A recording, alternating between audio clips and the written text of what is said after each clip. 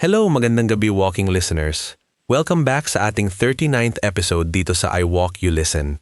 Sabay-sabay uli tayong maglakad ngayong gabi habang binabagtas natin ang tahimik na kalsada ng syudad. Sa oras na to, habang malamig ang simoy ng hangin at umiilaw ang mga ilaw sa kalsada, samahan niyo ko at pagkwentuhan natin tong sumabog na kwento mula sa Reddit. Ang pamagat ng ating kwento ngayong gabi, Pamilya, Favoritism. Sinira ko ang gender reveal party ni sister nang pilitin nilang akin ang gastos. Seryoso, napatigil talaga ako habang nagbabasa sa Reddit kanina kasi di ko maget kung paano naatim ng isang pamilya na gawin to. Like, gaano katindi ang audacity ng ilang tao para gawing walking ATM ang sarili nilang kapatid. Bago natin simulan ng kwento, shoutout muna sa isa nating walking listener na si Kavaspri. Salamat sa pag-comment at laging panonood ng mga video natin. Ay set up natin ang context. Si OP matagal nang nakatutok sa trabaho at kahit papaano, nakaipon at naging financially stable. Pero sa pamilya nila, grabe ang favoritism. Ang paboritong anak ay ang nakababata niyang kapatid na babae. Let's call her sister. Lahat ng gusto ni sister, ibinibigay, habang si OP naman ang laging inaasahang mag-adjust at magbigay ng tulong pinansyal. Recently, nabuntis si sister. Siyempre, buong pamilya hype na hype lalo na sina mama at papa. Tapos, naisipan nilang magpa-extravagant na gender reveal party sa isang medyo upscale na venue. May catering, grand setup, balloon drop, at aesthetic decorations na pang-Instagram talaga. The catch? Wala man lang budget si sister at ang fiancé niya.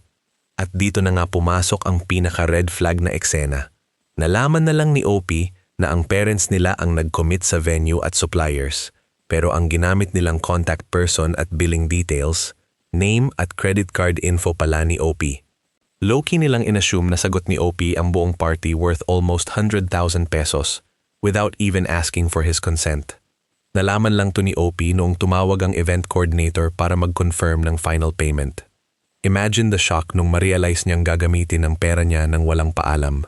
Nung kinonfronta ni OP ang parents niya, pinalabas pa siyang maramot.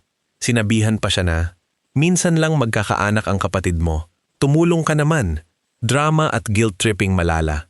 Pero si OP, napuno na at sinabing hindi niya babayaran yon. Dumating ang araw ng event. Imbes na mag-settle ng payment, mas lalo pang naging entitled ang parents at si sister. Pumasok sila sa venue na tila ba tapos na ang usapan at totally fine ang lahat. Akala siguro nila mapipilitan si OP magbayad sa huling sandali para lang makaiwas sa hiya. Pero mali sila ng binangga. Habang nasa kalagitnaan na, ang lahat ng bisita, kinakausap na ang host, at handa na ang grand reveal, pumasok ang venue management kasama ang security.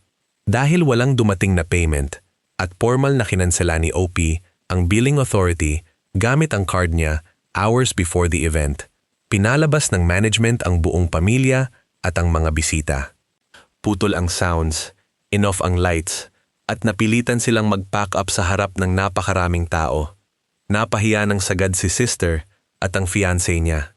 Sobrang galit ang parents ni OP. Nag-escort pa sila ng panunumbat at pagmumura, pero nanindigan si OP. Fast forward pagkaraan ng ilang linggo, naging eye-opener pala ang insidenteng yun para sa pamilya. Nung lumabas ang katotohanan, sa iba pa nilang kamag-anak na inabuso pala ang kabaitan at pera ni OP, marami ang nagsalita laban sa parents niya. Na-realize ng parents nila na sobra na ang pag-spoil nila kay sister at ang kawalan ng respeto sa sarili nilang anak. Kahit papaano, naglakas loob ang fiancé ni sister na humingi ng tawad kay OP at inako ang pananagutan.